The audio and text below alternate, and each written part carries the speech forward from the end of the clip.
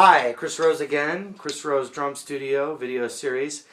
This is an introduction to the hand exercises. I need to cover a few things and I'd like to keep these videos kind of short so they're easy to upload and use. So I'm just going to talk a little bit and then in the next video we'll get going. So this is the introduction video to the hand exercises. If you haven't watched the first 3 introductory videos to this series, go back and watch those now. Okay, so these are on the PDF that I'll provide. These are the hand exercises. Now, some important things to note.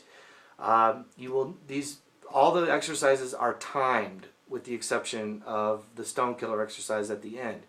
So you'll need a timer of some kind.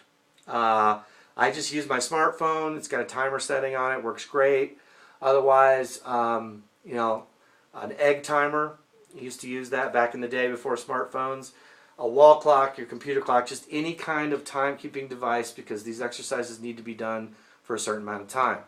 I start the younger kids at 1 minute per exercise, which means you would play the same pattern that involves the exercise. There's repeats on there. You would just repeat that and play it for an entire minute. If you've been playing for a little longer than that, you can play for 2 minutes, 3 minutes, 4 minutes.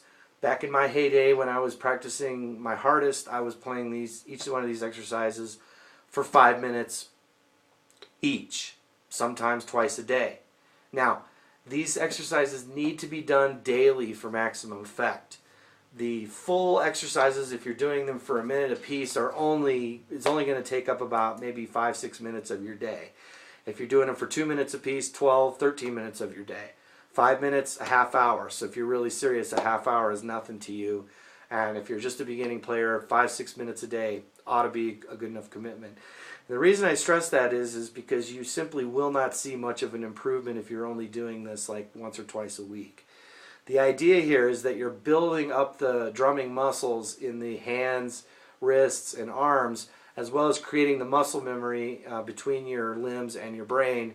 And to do that, you really need to get to be repetitive. The repetition is key to many, many things in life, but especially music and drumming notwithstanding.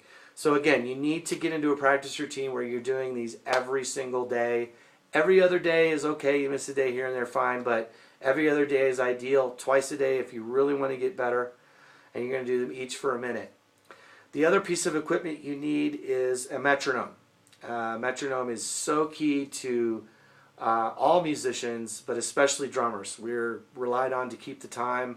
It's one of the things that people look to us to do. And so without a metronome, you're never really going to be able to develop the kind of good timing that every drummer needs. So get yourself a metronome. You can download them online. A lot of smartphone apps have them. It's better to just go out and get an actual metronome. It's much easier for practice. They make some great drumming metronomes that have subdivisions in them that really help with some of these exercises as well. The other great thing about a metronome is it will help you gauge your progress.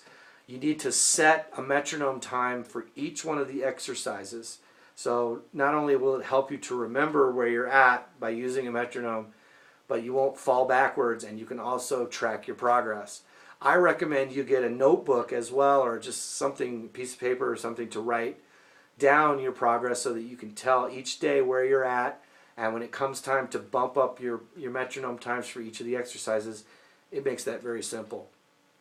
So get yourself you need a timer, you need a metronome, and you also need 5 to 20 minutes a day to dedicate to this, and you will absolutely see improvement.